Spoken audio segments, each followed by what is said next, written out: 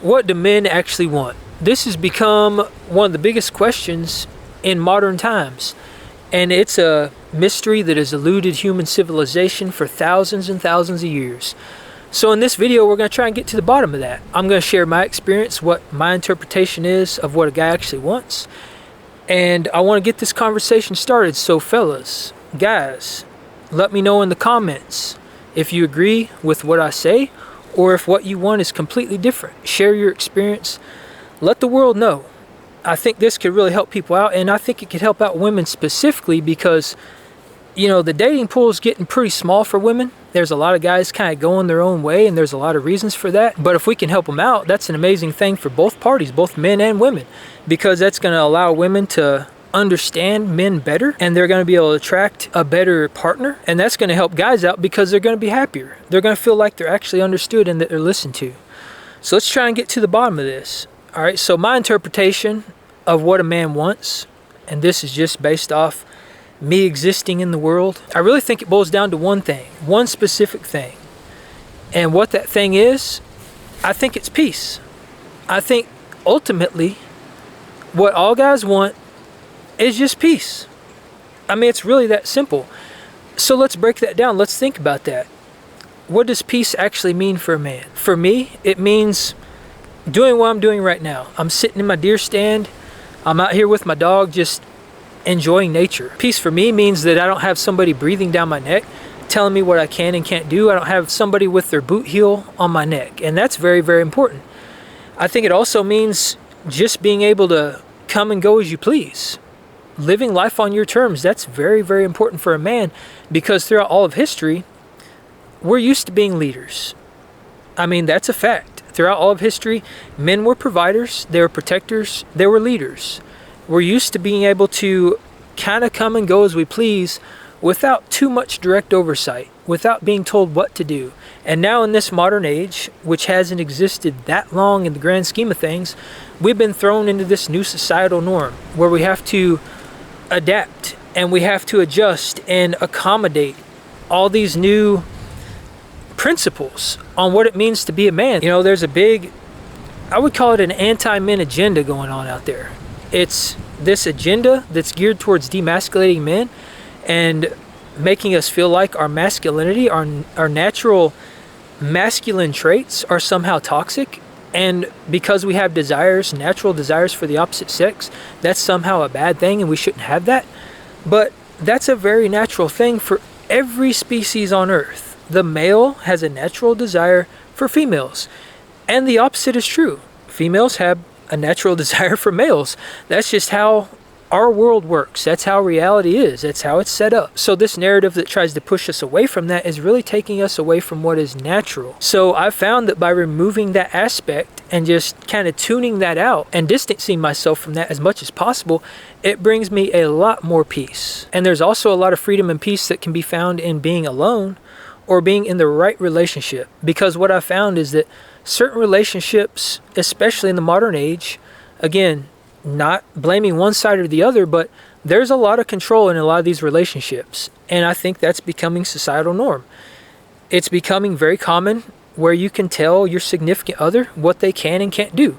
You can tell them that if there's something they enjoy or if they have a passion or a purpose that they want to pursue, you can't do that because it doesn't align with me. But that's not what relationships should be about. It should be about boosting your partner. It should be about making your partner better and pushing them to pursue their passions, their dreams, and their ambition. And I think if we can get back to that, we can get back to that fundamental idea that you should lift your partner up and not bring them down and suppress them. That's going to bring a lot of freedom to the man.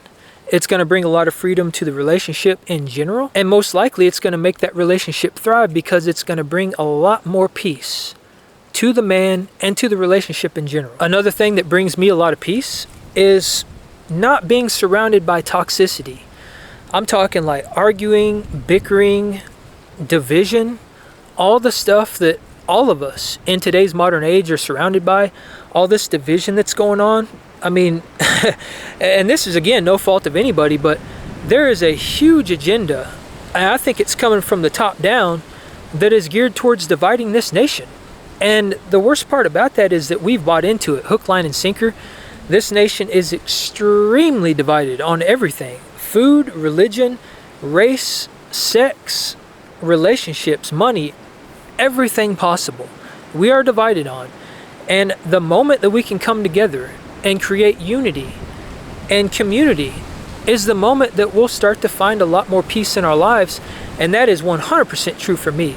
That is the whole reason I started making YouTube videos, is because I'm trying to build a community of like-minded people that can come together over common interests. There's a lot of things I'm going to talk about on this channel. Some things not everybody's going to agree on. Some things some people are. But through me talking about these topics and us just discussing it and finding things that we align with, we're going to build a tribe and we're going to build a community. And that is very, very impactful, but it also brings a lot of peace because it quells the division. So if we can quell the division between all of us, that is going to bring a lot more peace to a man's life and to everyone's life in general. Because I think that's one of the biggest things that's holding us down right now as a society. I don't think we really realize the amount of power that we would have if we were able to unite and come together over a common interest, a common cause. That's where our power lies, and that's where we need to get back to. And another big thing that ties into that is distancing ourselves from toxicity in general. And that could mean relationships, because when it comes to relationships, men and women are very bad about falling into very toxic relationships and not being honest with themselves. And that is a terrible thing, because that can keep you in a vicious cycle of disparity. I mean, you essentially have no peace at that point. So distancing yourself from that, toxic relationships, toxic people, whether that be man or woman, if you have friends or girlfriends or whoever it is, even family members that are toxic to your life and that are bringing you down, the best thing you can do for yourself to bring yourself peace and freedom from that is to remove yourself from that situation. Excuse yourself from it. Give yourself the permission to walk away. Another thing that brings me a great deal of peace is just knowing that I'm pursuing something meaningful. Knowing that I'm chasing my dreams, going after my purpose, and finding fulfillment in life. That brings me a lot of peace, because when I was working a job and I was in the corporate world, I wasn't at peace very often, because I knew that I was putting off parts of my life and parts of myself because I had to show up somewhere, because I was obligated to be there, to show up every single day at that job. But by removing myself from that, I'm now able to chase after my purpose, and I'm doing things to help people. I'm at a point in my life where I've realized what's important, and it's not money, it's not materialistic stuff. It's giving back, because I've decided I'm not going to get married, I'm not going to have kids because of the way society is geared. It's just not worth it to me, but I still want to have an impact on the world, and I want to have a legacy that I can leave behind. So now that I've removed myself from the workforce, I'm able to do that. And I'm not saying you have to remove yourself from the workforce to be able to pursue your passions and your dreams. I'm just saying that we have to give ourselves opportunities and open doors that would normally be closed so that we can pursue those things, so that we can make them a reality. And there's a lot of ways to do that. It might just mean making more spare time for yourself instead of sticking your face in your phone and scrolling social media or doing things that aren't productive. Make more times to chase after the things that bring you purpose. Or it may just mean finding a better career, one that you're more aligned with, something that actually does bring you purpose, something that you look forward to getting out of bed every day and showing up to. So take some time to reflect and figure out what that means for you. What does it mean to pursue your passion, to chase your dreams? What is your purpose? And I've found that when you can discover that, when you can realize what that is, and you can start chasing that, that's going to bring you a lot of peace, because the human race in general is very purpose driven. We're put here for a very specific reason. It's not just random. Throughout all of history, we had a purpose. We were actively working towards something. We were building tribe. We were building community. We were building functioning civilizations. But now that we're stuck in this materialistic, commoditized consumerism world, it can be really hard to find purpose, because you show up to work a job that you may not enjoy, to buy things that you probably don't need or necessarily want. And for a lot of people, it just means showing up at a job out of pure necessity because you need money to get by to survive. And that's no way to live. That's not going to bring you peace. And that's what this all boils down to. Being able to live a life that is true to who you actually are. That is the thing that I found that brings men peace. So be sure to leave a comment down below. Let me know if you agree or disagree. And if you have a different perspective on what men truly want, share that. I want to start this conversation. I do think this is very, very important.